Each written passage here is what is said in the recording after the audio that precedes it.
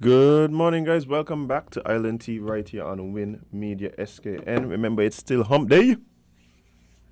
All day today. All day today, Yes. through the Federation of St. Kitts-Nevis. But like we said before we went on break, we're actually being joined in studio by a friend of the show. Um, and his importance seems to just be rising by the day. Listen, I aspire. I aspire. But guys, in studio we have with us Mr. Samal Duggins. Samal, how you doing? Good morning. Good morning, Azim. Good morning, Jade. And good morning to the listening public. I'm doing pretty well today. Samuel, appreciate you taking the time out to come and hanging out with us on the show. But I must say, it is it's so refreshing to have either a politician, aspiring politician, who is introducing himself without putting his middle name or initial in every instance where his name is seen. I want to congratulate you on that. He didn't do it yet. Oh, he didn't do it yet? No. Don't add in your middle initial yet. But yeah, man, it's just really cool to see what happened on Sunday, which was the official launch of your candidacy for constituency number 4 as a member of the St. Kitts Labour Party. And we say official because myself and Azim saw a picture already and we were like, yeah, we know what happening. That was here. the unofficial launch. Yeah, that was the unofficial one. The one on 4th Street, we said, okay. And it's funny that you said that because I've been the experience of people putting a lot of things to me that I don't know about, No, and that's like for real. And I guess maybe because I'm so cool and calm and I really don't care to get in a lot of drama. Right. So I've seen a lot of that. But yes, I'm the official candidate for constituency number 4 for the St. Kitts-Nevis Labour Party. And it's an honor. It's really an honor. Well, Yeah. congratulations. Congratulations. I mean, I was looking at the event, and the energy that surrounded the entire event was electric. There was a lot of excitement from my perspective, but there was something that went up a notch when your name was announced. All the people lost their minds. And you entered you entered the stage. That moment in particular, because I would assume that there had been a build up to that particular moment, and so in that moment when your name is called and you begin making your entrance to the stage and the people respond the way they respond, could you describe what thoughts or emotions might have been you might have been experiencing at that point? Well, at that point, I mean, I was just really thinking like, okay, this is real now. Because, what's interesting is for years I've been asked about politics. Mm-hmm. And initially I was really one of those that was like never. Because of the disdain for some of the ways the processes were handled and the perceived inequality and unfairness that we seem to attach to politics. And so I started, like, if you knew me, you couldn't get me to listen to anything political. And then, you started maturing and recognizing that no matter what you do and how you approach it, you still are governed by these laws and governed by whatever is coming out of those halls. So coming to that moment and being asked all the time and years of considering and reconsidering and it was that real moment, like, this is it now and you have to be the change you want to see. Yeah, That's true.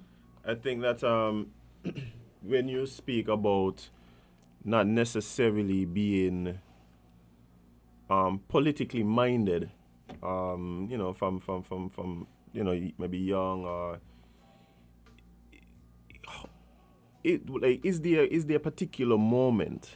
Because we've spoken to some other politicians, and what I always find interesting about their story as they enter into politics is what it is that kind of pushed them to the point where it was like, okay, I'm now, at a place where I'm going to put my hat in the ring. To be a politician. Right. Is there a particular incident, moment, a conversation with somebody that helped to change your perspective on the whole thing? A picture. Interestingly, it was a picture. And the picture, it was a meme. I don't know if you guys ever saw the meme where there were two guys, one down in a hole and one at the top of the hole, reaching down his hand with a ladder next to him. Yeah, okay, yeah, I've seen that. Yeah, that meme for me really kind of changed my perspective because I felt like the guy at the top of the hole, doing as much as I can for people, knowing that I've been asked to use this ladder for so long and not using it out of whatever personal feeling I had towards it and saying that I was trying to help. So I felt like a hypocrite, actually, and I thought, you know what, just use the ladder and help as many people as you could because policies are broad-based, and that's what politics is really about. So from a policy perspective, from a, the reach perspective, I think that it offered me the right opportunity to really extend that reach and really help rather than just extending my hand. And that meme really kind of changed my perspective when I saw it. So for you, it's more about being able to impact the most people, and you saw this as an opportunity to do that. Yeah, I mean, and if you've known my life, that's always what I've been about. Like, when it was hip-hop music, I was pioneering that and making sure everybody had a voice. And then when music took off well enough, and I recognized that poets didn't have a voice, I went back and helped poets. And when, it was always a fight for the underprivileged, always a fight for those that didn't have the voice, and trying to, as much as I could, to give my voice to them and lend my voice to them. And this is another case of that. But every time you step into a new room, you realize there's a higher level of a problem. And for me, my life has been dedicated to trying to kick down these doors and break these glass ceilings on every level. And if that's my purpose for being here, I'm willing to execute that all the way through. All right. Well, I mean, if this is just, as you're saying, a continuation of what it is that you have, displayed throughout your life, then that's definitely commendable. And at the same time, though, one might ask the question: one, why 4? And 2, why the Kitts-Nevis Labour Party? So in regards to why number 4, my life has been a life where I've been all over, right? Because if we look at it from just a constituency basis now, if we break it down into that, I've been number 3, number 2, number 4. In terms of my own personal living and where you reside. Yes, in terms of correct. Residence, right. Also, earlier years I spent in the U.S., Miami, Rhode Island. Come back. So, St. Martin. So it's like my life has been all over the place in that regard. So I'm not one of those who feel like I am attached to any one particular place. Right. I think I'm a man of the soil. I was born in St. Kitts. I'm raised in St. Kitts for, most of my life. But number 4, that's really where, for me, I grew up. I ventured there every morning and went to school. My schoolmates, my friends, my best friends all come from the area. And then, like I said in the presentation, it was real. I applied to be a math teacher and they sent me right back there. And then I decided to be a farmer and the land that was right back there. And I decided to buy a property and it was right back there. And none of this was, all of this is before even considering politics. So you almost feel like this is part of a divine plan, almost. Who could have scripted this? At the end of the day, this started since the 90s. Who could have scripted this? Right. And then also, like I was saying, why the Kitts-Nevis Labour Party? Now, for me, because of understanding. I am somebody that's very open-minded, and I have been involved with the whole concept of of all political parties in this federation. And I've seen the inner operations of all. And for me, it was in understanding the inner operations of all, the one that suited my own desire for democracy, inclusion, and true love for everybody. Because that's just my life. I don't, I see everybody as one. If I pass a vagrant on the street, it's the same love as if I'm passing Queen of England. Like, nobody's different in that view for me. Humans are humans. And, to me, the Labour Party offered that. Like, I applied through a process just open for anybody. I was considered just like anybody. And I went through the process like everybody. And the fact that they even considered my application in that sense is testament to what I'm talking, because, again, I've been involved otherwise, and that's no secret. And I've never tried to make that a secret on any forum, because my principles remain the same no matter what. Like, if you listen to me then, apart from the name, the principles are all the same. Inclusion, people, love, development. I believed it then and I believe it now. But I've had a chance to see them all operate, and I could now say with more wisdom than I maybe did before who I think is the better one to align myself with. Well, joining a party, especially a party that is seen in this country currently as the opposition, do you think you have a harder fight being able to cement yourself as the next rep for your constituency? Respectfully, I don't think I'm even considering that. Whatever the fight is, I have a mission, and whatever the fight is to really push that mission forward, it is. I've never been, even my political involvement, I've never been involved on a government front. Like, it was always opposition. And that's just my fight. Like I said, and maybe that's just because of the nature of who I am. Like, I fight for the honor privilege all the time. Yeah, I definitely understand. I mean, we sometimes have this debate here as to politicians versus statesmen, right? Recognizing that those two aren't always the same, right? And sometimes their agendas may overlap, but they don't always align.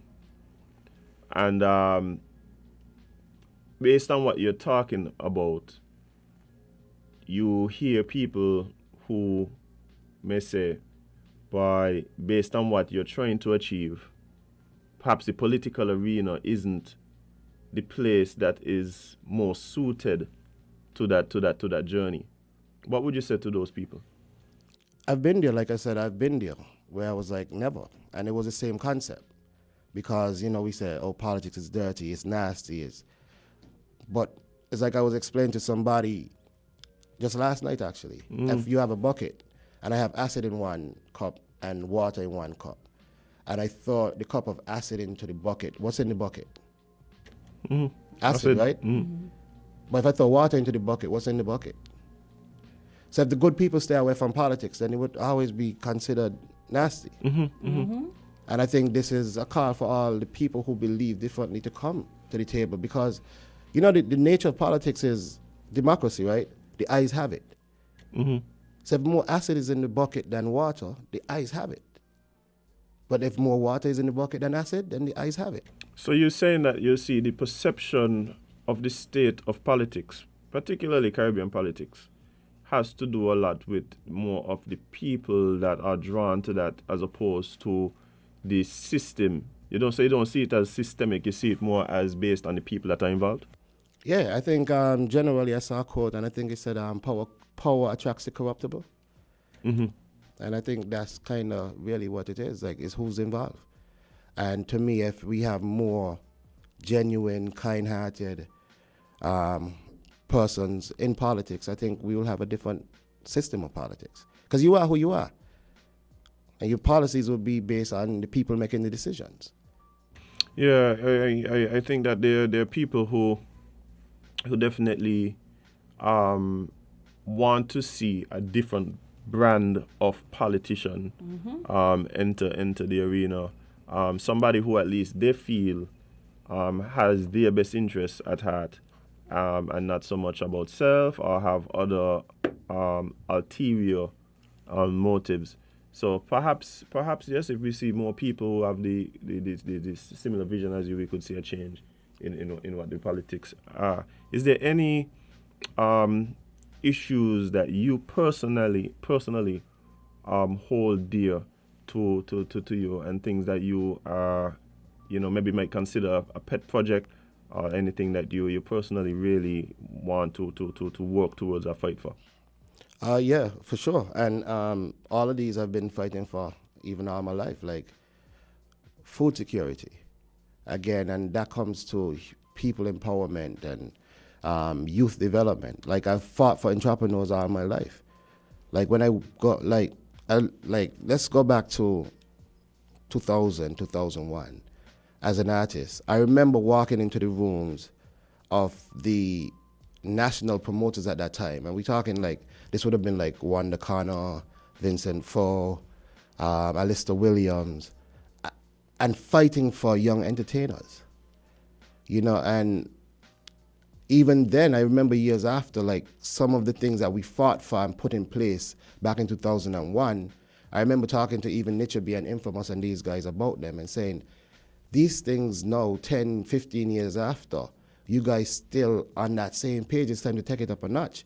And, interestingly, that was just before the Stickle drum rhythm came out, and then they took it to the next level, and I was happy for that because, it's like a baton to me. Like you fight for these things one era, and then somebody takes it to another level. And even you yourself, Azim, we come from that era, so you yourself know, some of what I'm talking about, right? But that's one aspect. And then even what I'm doing in agriculture, what I'm doing with young persons. I mean, from my first job, I was a teacher. And once I got my first job, I started a scholarship. Mm-hmm. This was some 16, 17 years ago, and at this point, you couldn't get me to listen to political meetings. So, these are not things that I'm just talking about politically. Mm-hmm. Like if I believe in it, I'll start fighting for it from day one. Right. Legal reform is another thing, because again, I look at our society and that little black boy theory is real. Like that these glass ceilings that they place on you, like you should not grow beyond this point because you are not one of the people in the category that we have prescribed for this particular position. And I want to tell all of us out there, like, let's put away with that and break that glass ceiling and open the door for any and everybody who has the potential and the ambition and who's willing to work for it. Right. Well, as being somebody who is on the younger demographic per se for politics, do you think that you would be able to change the style and to change some of the tribalism that the younger generation have voiced that they don't really subscribe to anymore? Because, the older generation, they love that, loud and rah-rah politics. But the younger people seem to be more about thinking about the future of the country and not so much of the drama and all of that. Do you think it would help to change or even make a path for this type of politics? Well, I don't know if I want to take that responsibility on myself, but I'll tell you my role in that is to not be it. And that's really my role, to not be involved in that part of it. Like even on my journey here, I have never been involved in any abuse of anybody or anything. And I stand on that. Mm-hmm. Well, I mean, time is running us down, and you've definitely said a lot. I think that the anticipation, the energy, the obvious support that seems to be coming, even just since Sunday. I got at least 6 people on my WhatsApp right now and use a profile picture. I want to know how much Samal I got. I want to know. I passed to this morning. I'm telling you. But with that being said, I do believe that people, of course, really looking forward to hearing more about what you intend to do. Obviously, I know that is a question that you have probably been asked even before the announcement, and I also believe that based on where we are in the campaign cycle, it might be difficult for you to be, very pointed, and you have to be strategic. But what can you tell us about what your plans are for constituency 4? So my plans for constituency 4 are enveloped into our national plan as well, right? Mm-hmm. And to sum it up and make it very simple, for the interest of time and where we are, and like you said, there are certain elements that would have to be done in its right time. Right, right. But to sum it up, in a nutshell, it's 2 words. I would tell the people to prepare for a Reformation Renaissance. Mm-hmm. Okay. Yeah, Well, Reformation Renaissance. I think that is suggesting that there's a recognition of needed change and an intention to bring about that change. Correct. All right. It's about to be a revolution. And we could not ask for anything more out of our politicians, so love it. Yeah, but Samal, I mean, even you are the one that is on the platform, and the one that is now embarking on this new chapter, this new journey. But of course, you don't embark on this journey alone. How has this been for your loved ones, your family, your wife, your kids? How has it been so far, being a part of this particular chapter in your life? I mean, I would say the journey is like life. It comes in waves, right? But I think the honesty that we hold within ourselves and where we are. Because some days I don't get to spend time with my son. You know what I mean? I really, really don't have the time because you're out doing so much. And even things that I need to get done personally, sometimes you don't have the time for that. And then other days, it's really the only thing you want to be doing at this time. So it has been tough in terms of time and, availability and planning because, where you would want to be on vacation, you have to be doing something else. Right. And, so in those elements, but again, it's a mission, so I'm not distracted by that. Like if I'm here, I'm here. Right. And when this mission is complete and we are on to the next one, then so be it. Right.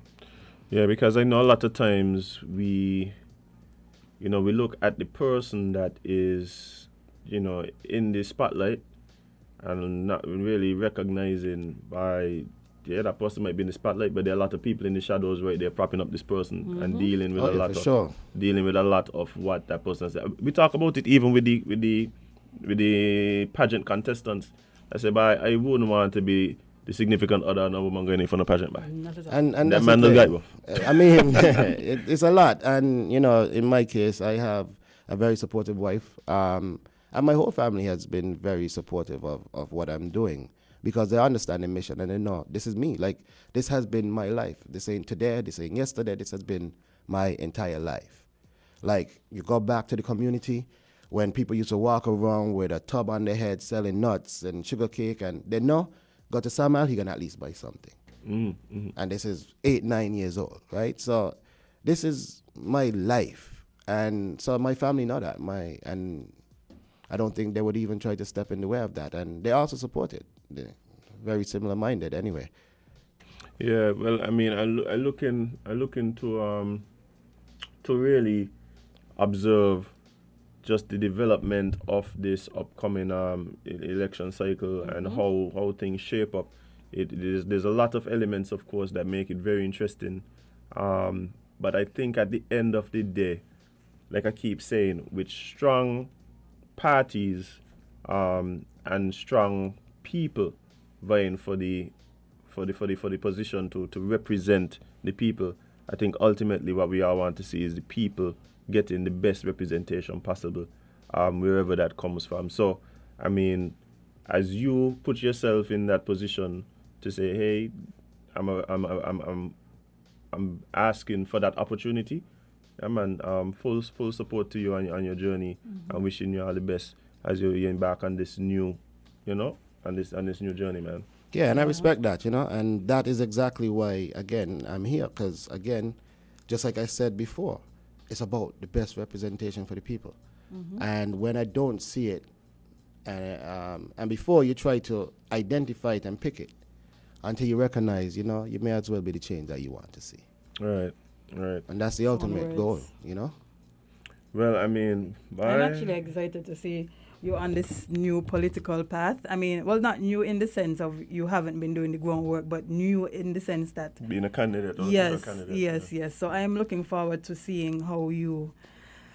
because Lord, we're fed up are the ones that... No.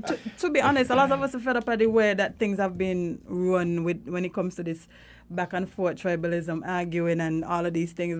We literally privy to things that we feel like we shouldn't even know. We keep seeing it. What are you saying, Jane? You ready for change? You ain't going to do that. I'm just trying to understand your words. You ain't going to do that. You ain't going to make them cook me to death. No, thank you. I shall just stay on this side of the mic and look on as I do. Because out here, normal boy. I tip my hat to anybody who is in this arena. Because for me, I couldn't do it. Yeah, I mean the truth is, Jade, you find where you fit in, right? Everybody doesn't have the same calling, but what I would say is that when people walk in their purpose, like good things happen. And from what I'm hearing from you, you believe that this is divine, is intentional, and so if that is what's happening, then hey, I think it would positively contribute to the overall wellness of not only the people of War, but hopefully the people of the country. So again, as we embark on this, man, like, we're just really looking forward to see how this whole thing plays out. Yep. And yeah, for me, if you for the people, that's my thing. I just want what's best for the people, and I think want what's best for the country. Yeah. Nothing big to ask for. Well, Samal, I mean, time, of course, is fast spent. We're gonna have to leave. We're gonna have to go. But just quickly, any last words you wanna leave with the listeners and the viewers? Yes, just really to extend gratitude. You know, as I looked back at the event on Sunday, the overwhelming support actually gave me goosebumps. You know, and in hindsight, you realize, like, wow, like, people are really ready for this. And I just want to say thanks for that show of support, for the confidence that, you know, so many persons have really put in me.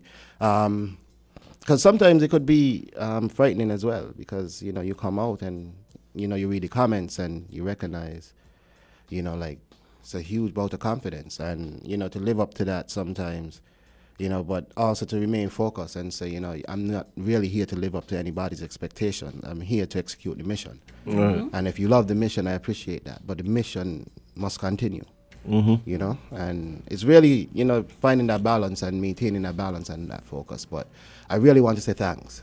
Thank you to the good people of constituency number 4 for putting me forward and recommending me as your candidate. Thank you to the Kitts-Nevis Labour Party for considering me. Thank you to my family, my wife. Thank you to the general public, the country.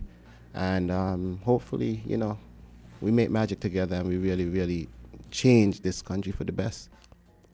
All right, man. And thank you again for taking the time out to come and hang out with us this morning.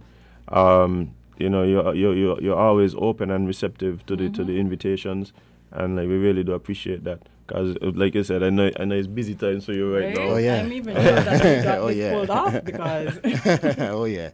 And of course, you know, the Kitts-Nevis Labour Party also launched another candidate in the. Who was actually on the live? Marsha Henderson. Yes. Oh yes, and she was on the live, man. Yes. Yeah. So you got to talk to your colleague. Tell her come through one time, man. Tell her we don't bite.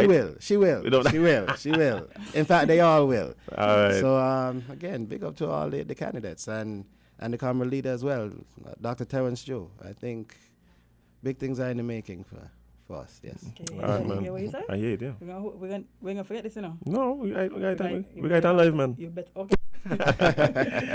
Samal, thanks again, man. I appreciate it. All right, lovely. Thank you for having me. All right, man. Cheers.